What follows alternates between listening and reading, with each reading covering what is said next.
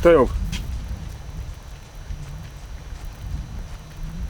Küll on hea, et midagi ei toimu. See on nii suurepärane.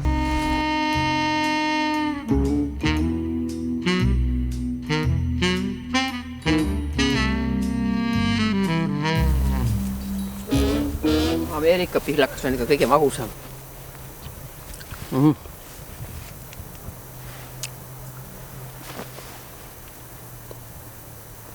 Reklaami Ameerika pihlakat. Ameerika pihlakas on kõige magusam pihlakas, mis siin kasvab.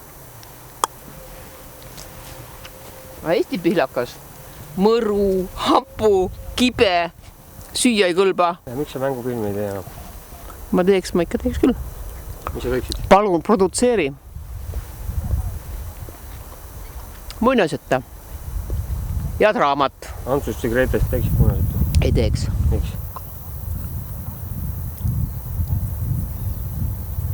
Ei teeks. Ma arvan, et kui ma teeks ikka oma lemmikkirjaniku Anderseni või siis teine mees on veel, Oscar Wilde. Kas sulle meeldivad depressiivsed muinasjutud? Ei. Aga mulle meeldivad emotsionaalsed.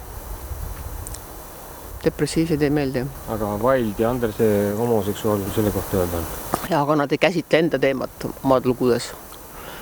Tänu sellele, et nad on haiged inimesed, on nad väga tundlikud ja valulised ja nad käsitlevad sellest hoolimata üldinimlikke teemasid. Ega nad ei ole rumalad, nad teavad, et nad on ju haiged. Ja see ongi see, mis nende niisuguse valulikkuse on sisse toonud nende loomingusse.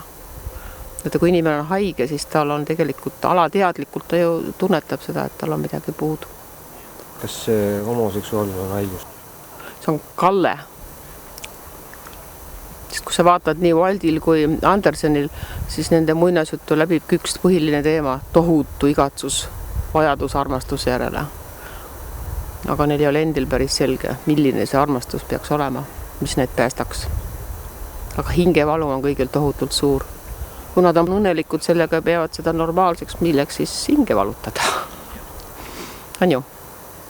Siis peaks see kõik väga hästi olema. Miks siis see hing haige on? Niimoodi ma mõtlen.